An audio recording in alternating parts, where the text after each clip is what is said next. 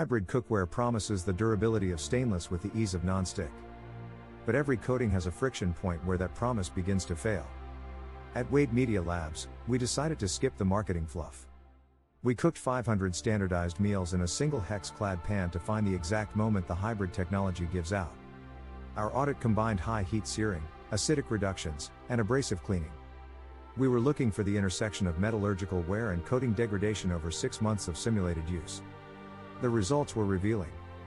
At meal 320, we identified a definitive friction point.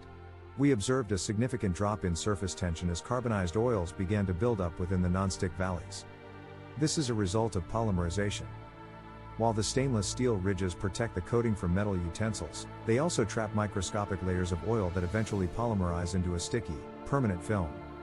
Despite the drop in release performance, the structural integrity of the pan remained high. The laser-etched ridges showed zero signs of deformation or delamination, even after 500 high heat cycles. HexClad is a durability powerhouse, but it isn't a forever non-stick. In the workshop of the kitchen, you are trading ultimate release for mechanical longevity. See the full meal logs, the microscopic wear photos, and our hybrid longevity guide at cookwarescout.com. Look for the HexClad 500 meal audit.